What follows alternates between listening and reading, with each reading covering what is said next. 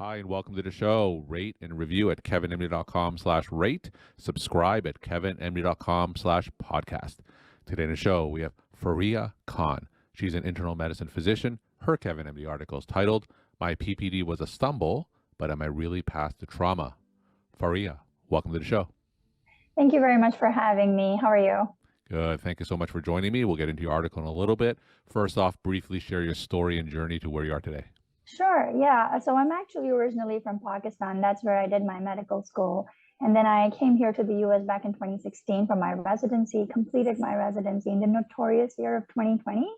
And so for the past 2.5 years, I've been working as an academic with Loyola University, and I've been teaching residents and students alike. It's been an interesting journey.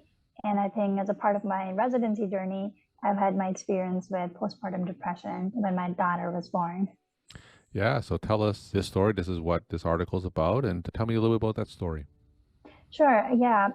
So it's interesting because, I went into medicine. I was like, okay, I'm very career oriented. I'm probably not going to have any kids until maybe the last year of my residency. You would always make those plans.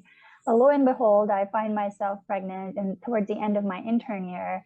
And it wasn't a really nice ride at all because, I had an IUD in place and I was like, this is impossible. So anyway, there was some resentment, which I was, of course, not expecting. So something like that happened.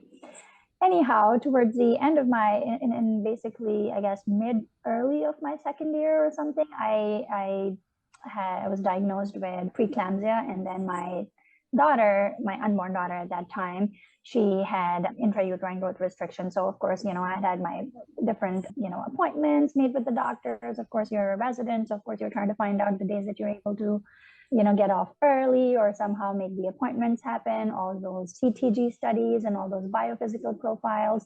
So that was all that was happening. And of course, I'm doing my ICU rotation.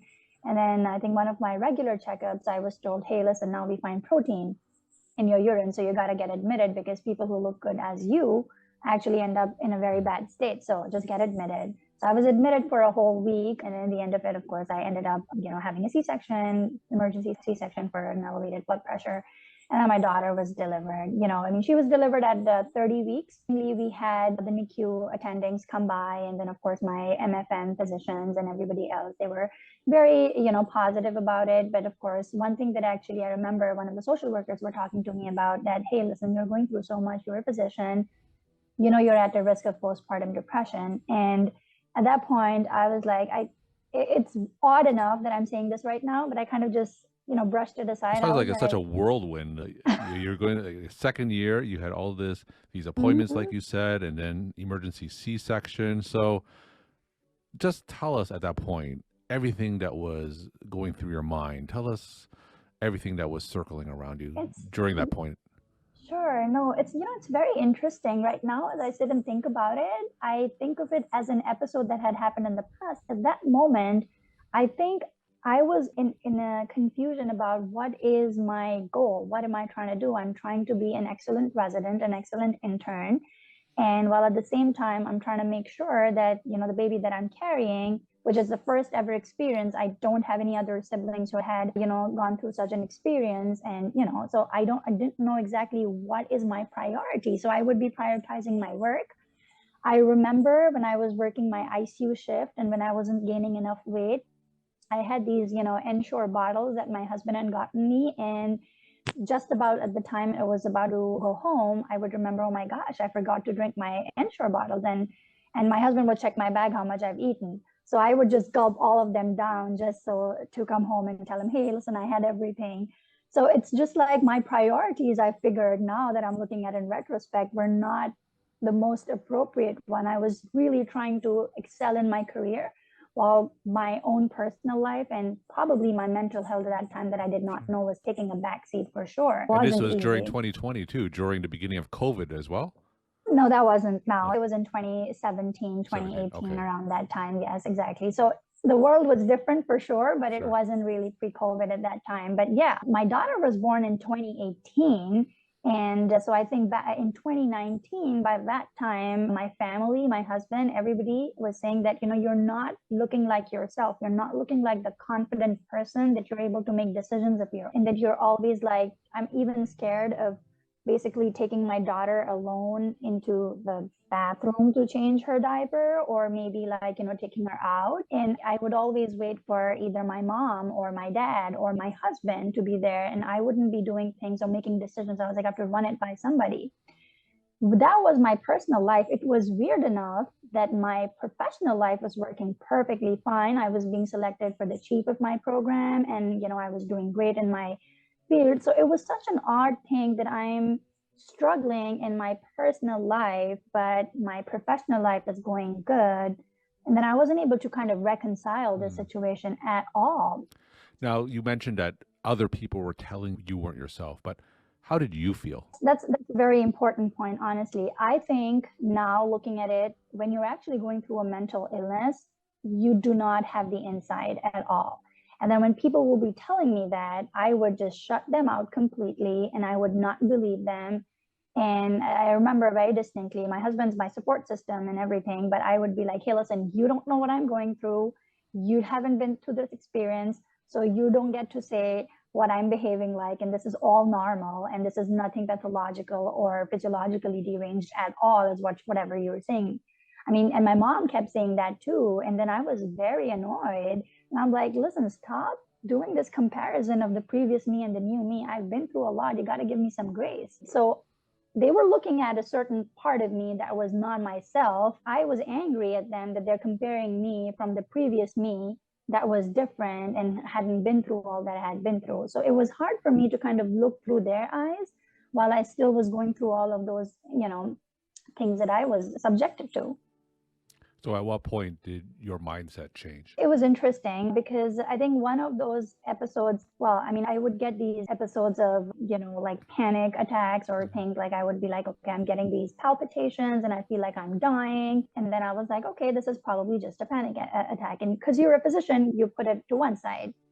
I remember our residency program was having a noon conference, and then we would usually sometimes in one of those noon conferences have a book review with our social workers and everyone. And they actually had Dr. Audish's book, In Shock, where they were reviewing the book. And I had not read the book at that time because, of course, I mean, there are so many things that would be happening around me, but I just could not, they started going through the story one after the other, and I just could not sit through it. I could feel that my heart is beating fast, and I would get these physical symptoms of numbness. And this was something that I would often get, but nothing in my work. So I was like, why am I going through all these episodes? It's not really what is happening to me. So I just couldn't sit, and I just had to walk out. That was an odd decision for me because, as a resident and as a second year resident, you're like, expected to sit through your noon conferences. And it's just, unless you're going to the bathroom, you just have to walk away. And it's hard for you to just walk away. So I had to make that difficult decision. I was like, I hope people don't think that I'm going because, I have a phone call to attend or I have to go lactate or something like that. I just was not feeling well. So I just made a decision and I walked out. And then I'm like, this is not normal. I mean, you're going through something that is not appropriate. And then I had to come in and I talked with my family, my husband, and he was the one, hey, listen, go ahead and take an appointment with a therapist. Sure. And the therapist was very forthcoming about all those things that I had been through. And he actually laid it out right in front of me. And it took me a little time to even understand what he's trying to tell me. Because I mean, I would be telling him my experiences and then he would, stop me and ask me a question. I'm just like wondering, scratching my head, what does that mean? So what did he tell you? So, I would often ask, so he would often ask me, so, are you an anxious person? I know I'm an anxious person to begin with. That's how, type A personality medicine. But then he would be like, so are you really trying to control your emotions or are you trying to control what's going on with you? And I tell him that, hey, listen, I get these episodes and I feel like I'm about to die and this is what's happening. And then he's like, listen, sit right in front of you and tell yourself that, hey, listen, I am going through this particular episode and it is not going to kill me. It is not going to lead you to your death. You cannot predict it for yourself.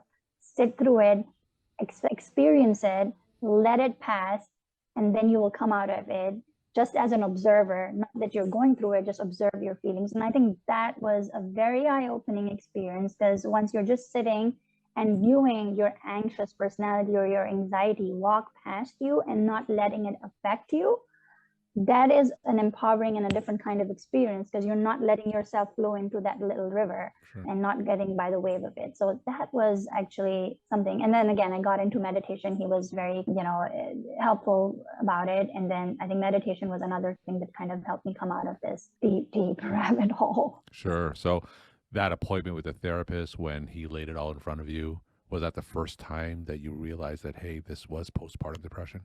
Yes, yes. I think it took me a few appointments. So first time he actually just, opened about my study, about whatever was going on. And then I was like, can I have my husband come in with me and sit with me? And this is so odd. And I know that, how medicine is like. So I was like, he would just feel that, why am I bringing like a different person? And then, sometimes people are not very open about things with their partners. So he was like, okay, go ahead, bring your husband. If that makes you comfortable, just have him. So I wanted my husband to actually tell him and sort of basically, enunciate things in a better way than I would, because I thought that I wasn't even able to tell my symptoms well. It was a really odd situation. And then I think after first 2 times, I was like, okay, I think I can do this on myself, by myself. And so it was an interesting experience at that time, because now I'm thinking back and I'm looking at, why did I have to have another person come with me to talk with me with my therapist? Despite the fact that, he knows everything, my husband knows everything, and everything that was going on with me was the one pushing me to do things. But still, it is my lived experience. So why am I actually having somebody come and sit with me?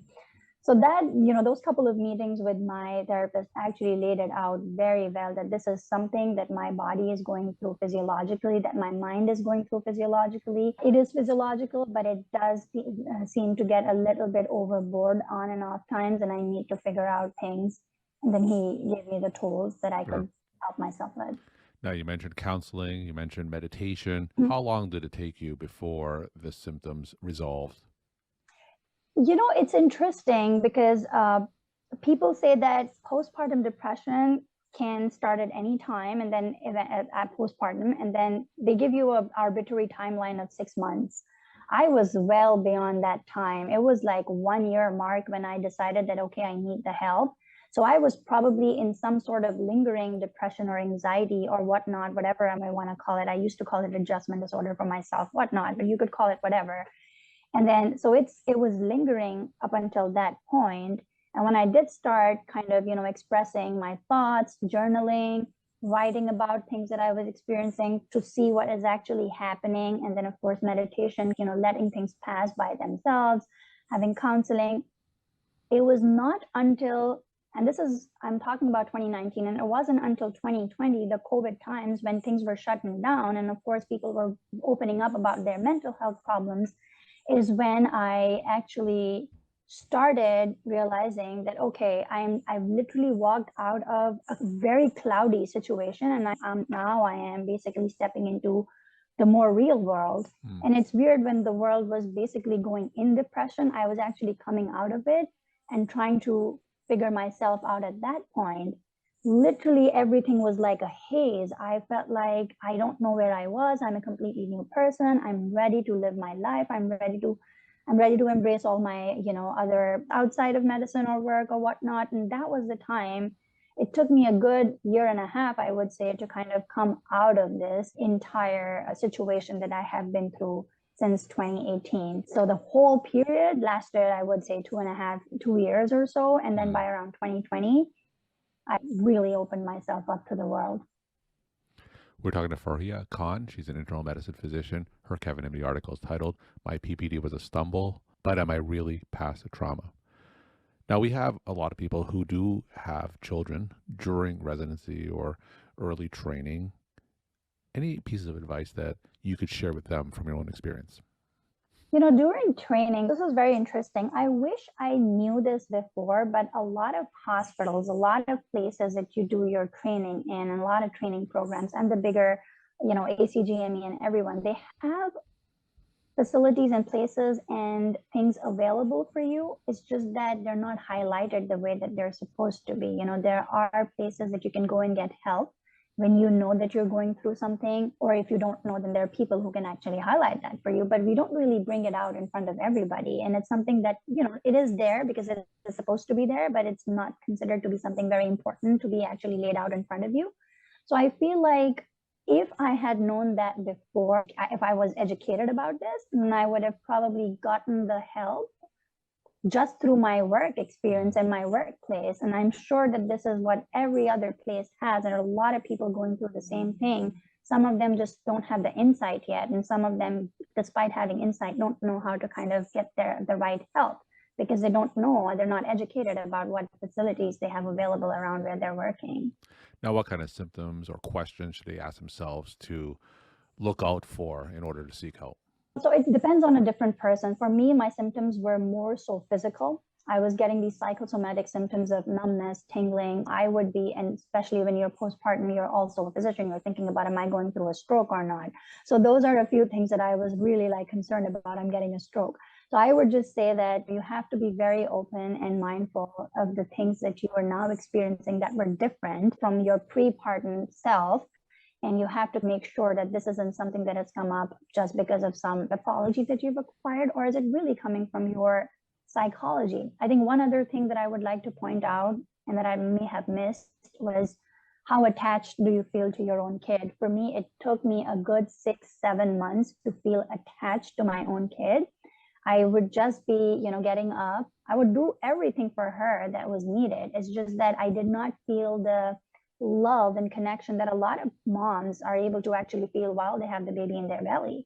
It was hard for me to even do that afterwards. So I think that connection, if you're kind of lacking that, although sometimes it can be, sometimes your body's just taking some time, your mind is taking time, but I think that is something to kind of look out for, because not developing the connection that you're supposed to as a mom, and you have people who are your well-wishers telling you, be open about that, because they are noticing something in you that you haven't noticed yet, or you don't have the insight in it. And then of course some physical symptoms, and if you are prone to anxiety and depression, that you know that what kind of symptoms you have. So be mindful of that and get the help at the right time that you need. And my final question, what are some of your take-home messages that you want to leave with the Kevin MD audience? Absolutely. I think the biggest thing is that as women in medicine or any other work field, we just try to go an extra mile, and as though that we have something to prove to the world, just so that we can be equal to our male counterparts. I think it is okay to know the limitations sometimes that we are going through, and it's okay to know that there's certain physiological processes that we are going through, and it's okay to say no to things. Because the biggest issue for me was, I have a career in front of me and I am a mom, but I want to make sure that my momhood is not coming in path of my career. So I have to work extra hard and show this to the world that, hey, I'm still the same myself. And it's okay to not do that. I think that's a very important message for women, especially who are very ambitious and career oriented, the way that I am still. I still struggle with it, but that is something that I have learned to kind of embrace. Well, thank you so much for sharing your story, time, and insight. And thanks again for being on the show. Thank you very much. You have a good one.